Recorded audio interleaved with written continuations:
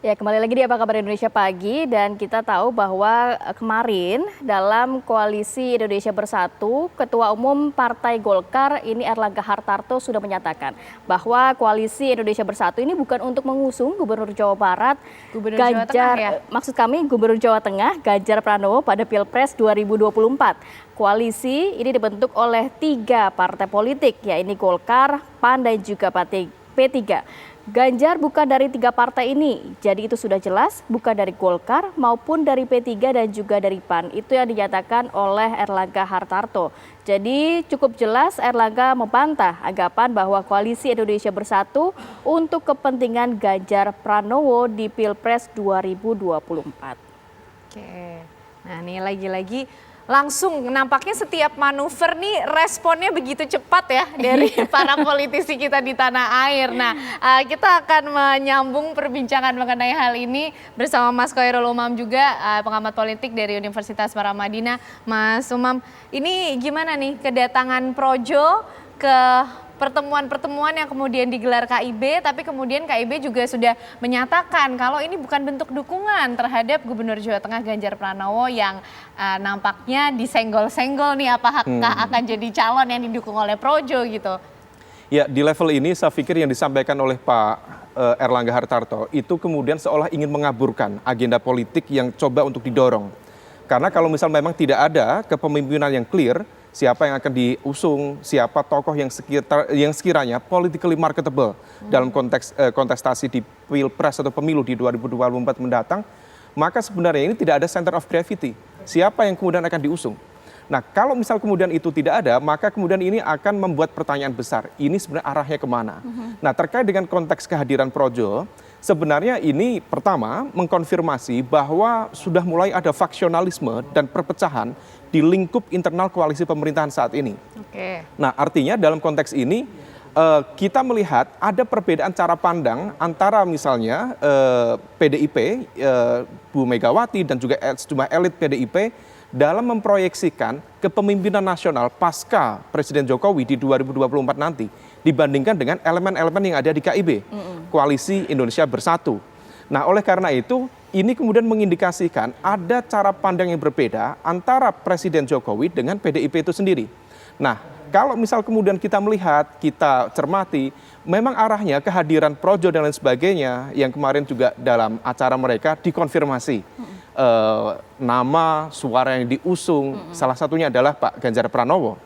Sementara di internal PDIP ada serangan begitu kuat di internal PDIP yang kemudian diarahkan kepada Ganjar Pranowo. Maka di level ini ada split yang cukup serius. Disitulah letak perbedaan mendasar antara persepsi yang dibangun oleh PDIP dengan yang ada di KIB.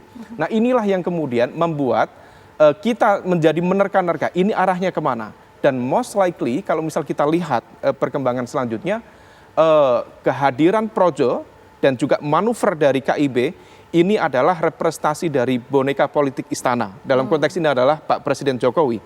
Yang pada saat yang sama ini berpotensi membuat gerah Bu Megawati karena misalnya hal ini, agenda ini berpotensi kemudian berseberangan.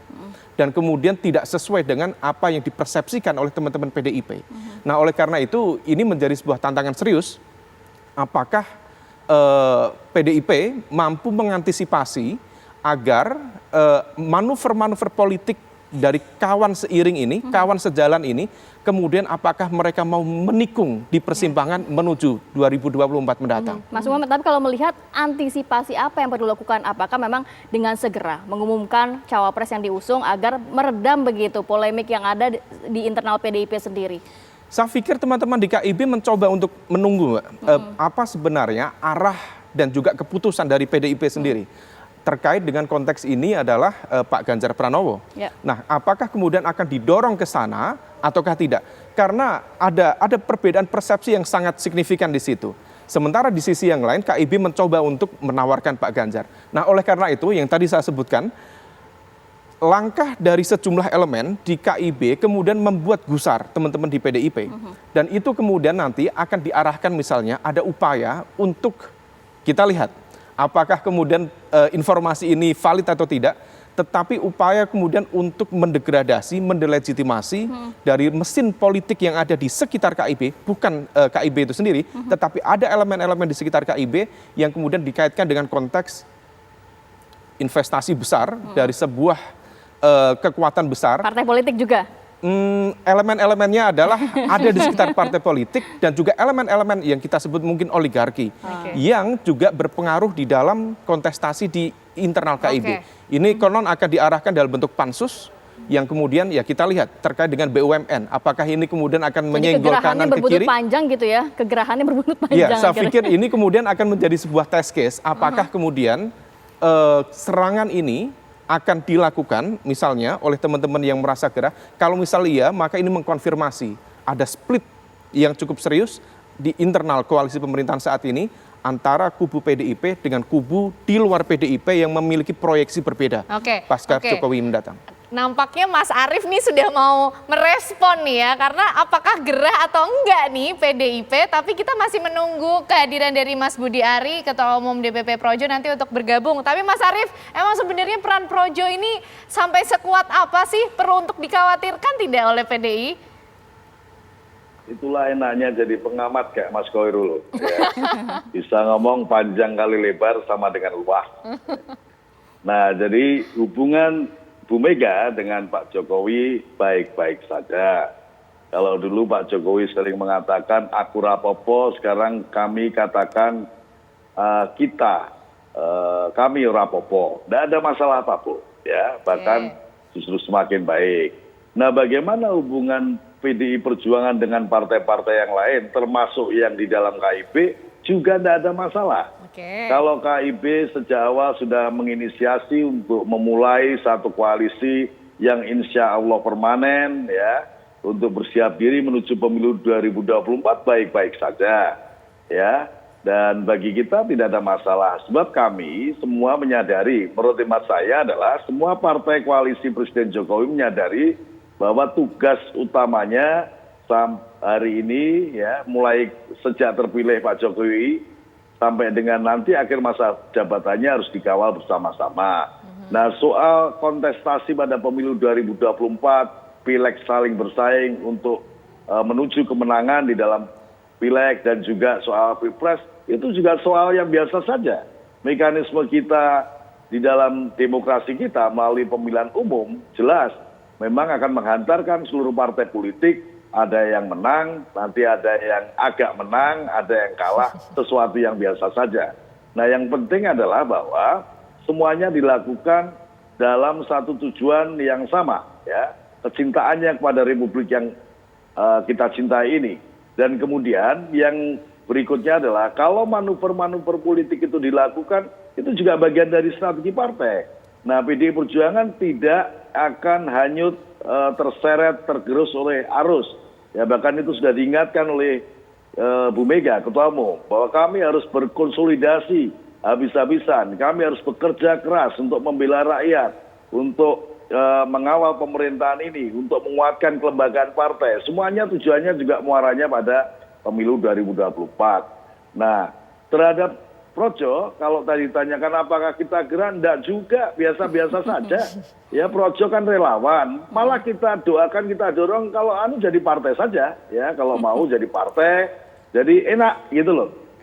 Komunikasinya juga akan lebih baik, ya, dan namanya juga Projo, ya kan, pro Pak Jokowi. Tapi jadi Mas pendukungnya Ari, Pak Jokowi. Kebetulan PDI Perjuangan juga pendukungnya Pak Jokowi, kan begitu. Mas Arief, kalau misalnya Projo nanti bermanuver begitu ya, politik ke poros lain, khawatir nggak kehilangan suara Jokowi begitu nantinya di 2024? Ya.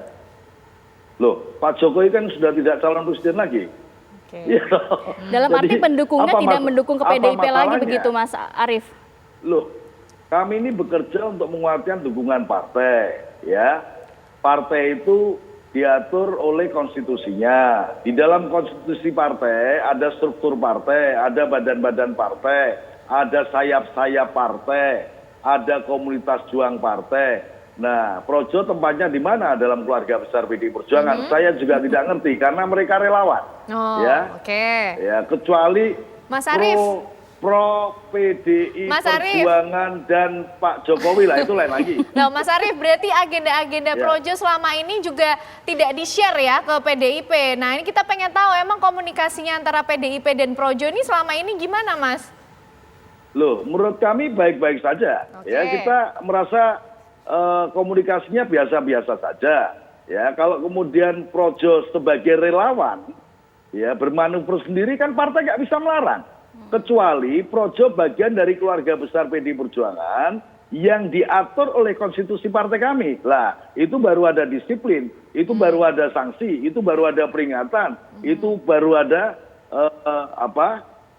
ada aturan yang akan membatasi projo. Tetapi sejauh bukan bagian secara legal formal dari keluarga besar PDI Perjuangan, tentu kami tidak bisa melakukan apapun. Ya. Untuk kalau dianggap tidak tertib, ya ditertibkan pasti tidak bisa. Oke. Nah, apakah kemudian perlu ditertibkan atau tidak? Nah, ini kita nanti Loh, sebenarnya masih bukan menunggu. urusan kita, Oke. bukan urusannya PDI Perjuangan. Ya, karena bukan saya partai, bukan komunitas juang partai kami. Oke, nah Mas Arief, Gitu. kita masih menunggu nih jawaban juga dari Projo karena tadi Mas Budi Aris sudah mengkonfirmasi kehadirannya untuk bergabung bersama kita, tapi kita masih menunggu pemirsa kehadiran dari Projo. Kita masih akan berdiskusi mengenai hal ini bersama dengan Mas Umam juga dan juga Mas Arief Wibowo dari PDI Perjuangan. Usai jeda berikut ini.